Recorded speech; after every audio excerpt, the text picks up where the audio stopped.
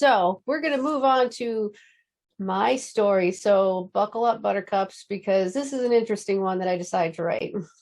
It's all new. Nobody's heard this one yet. And it's touched on a subject that it's a very interesting weaving story. So it's going to be weaving. Like I said, there's an interesting turn. Again, going to keep with the theme of, I don't know if it was luck. I don't know. I don't know how to describe it. Here's what I can say.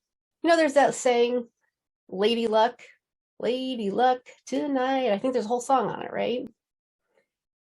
I'm pretty sure my lady luck disappears for random weeks at a time.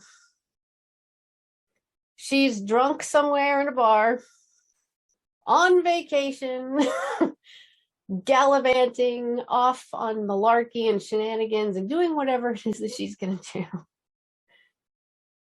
Point is, she shows up when she feels like it. Okay, I've dealt with that my entire life. So let's start by saying, everyone who knows my story knows that my mom had liver disease, and she had an autoimmune disorder, which was lupus. That's how she got the liver disease. She needed a liver transplant. And boy, she was on the fast track to dying. Let me tell you, no joke. February of 2022, she was admitted to UW. For those who don't know, UW stands for University of Washington, if you're not from here, if you're not local. Less than 24 hours of being in the hospital, she fell into a coma. She did wake up, thankfully. The providers at UW are wonderful. They kept her alive physically and mentally. I include mentally, because when you wake up from a coma and you are told that you are dying and that you probably have about 6 to 8 weeks to live, that's rough, really rough.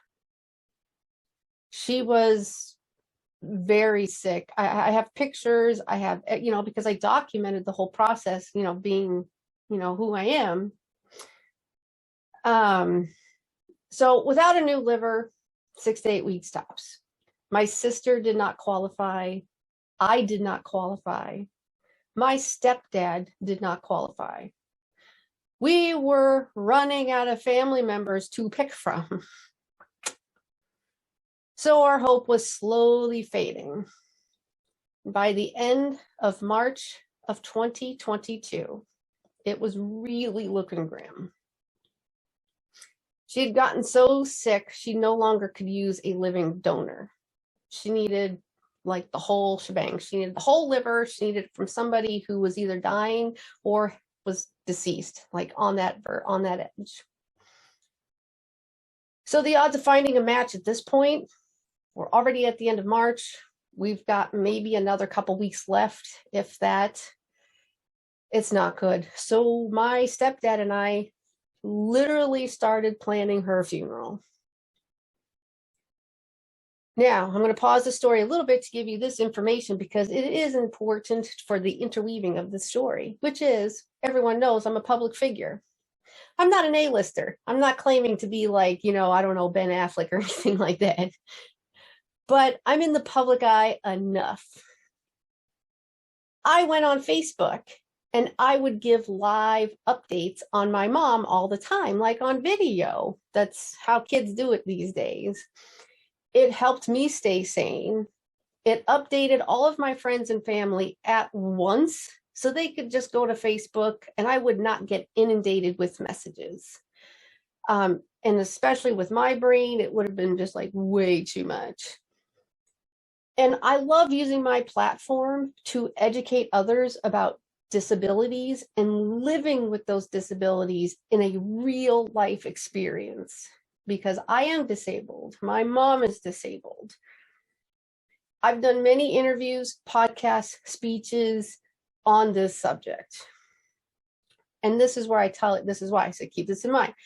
In fact, I met a nice young couple here in Puyallup where I live by the name of Matthew and Laura Keaton. They, like I said, are married, have 3 kids. By the way, all autistic.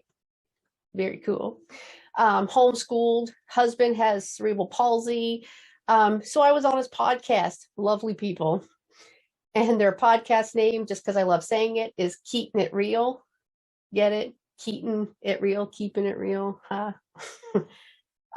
So keep this in mind as we move forward in this story. So I'm planning my mom's funeral. I get a call on April 2nd, which is World Autism Day. They found a match for my mom. It was the luckiest day of my life and her life, because my mom went into surgery and it was a success. She is living and thriving, and she is still here today. Here's where it gets interesting. Thanks. Yes, it's very, very fortunate. My mom received her liver from a man in Oregon who went into cardiac arrest. Now, the social worker who was handling the case in Oregon for him was a church member and churchgoer at the church of my aunt, who is my mom's sister, where they happened to be praying for her the last 2 weeks. The only reason she knew where the liver was going was because she recognized the recipient's name on the folder. The man's last dying wish, his last dying wish on the table as he was dying, was he wanted to donate his organs. So let's fast forward a little bit, because my story's not done yet. Oh, we have some more. We have a little weaving here that we got to go through. Because remember, I mentioned this family, right? So let's fast forward to February of 2023. My mom's getting close to her 1-year mark. Woo, that's a good thing. So what about this couple, the Keatons, Matthew and Laura? They had followed my mom's battle with her liver disease and the transplant success. Even Matthew's mom had friended me on Facebook, which I was so humbled. She was like a fan of like my art and comedy and stuff. And so and they would leave me comments and send me messages, and they were so sweet through the whole thing because they were there, they knew, and watched all of the updates. One day in February, just last month, Laura felt sick. She wasn't feeling good, said she needed to go to the bathroom. So she went to the bathroom. Her husband was like a little concerned, you know how you feel concerned, but he was like, okay. Well, a little time had passed and he went to go check on her and there was no response. So he bursts through the door, he gets in. They find Laura unconscious and unresponsive on the floor. Her head had smashed against the wall. They took her to Good Sam up here. Everyone knows Good Sam if you're local. And a couple days later, they had declared her brain dead. My friend last month was declared brain dead. And per her wishes, she was taken off life support. But because she had followed my mom's journey, her last dying wish was that she was an organ donor. So Michelle, the mom that had friended me on Facebook and had followed through all of this journey, posted on Facebook Laura's last walk, her honor walk, her last high-fiving as she was being wheeled down the hallway. And they played her favorite song, With the Rains Down in Africa. And I got to say my final goodbye to her through Facebook, just as she had watched my mom's journey on Facebook. And they wheeled her down, they harvested her organs as she took her last breath.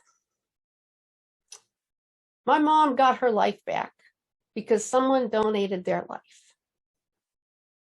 Never in my life did I think I would have to watch a friend donate theirs so someone could get their life back. I did find out 6 people received organs from her. 6 people got to live because Laura became an organ donor. So is it luck? I don't know. I want to say thank you to Laura and want to say how much I was lucky to have known her. I'm grateful that she became an organ donor. And that maybe my lady luck, yeah, she's off drunk sometimes doing vacations and whatever else that she is doing. But I do know that I promise she shows up when it counts the most. I've been polite, Kitty. Thank you.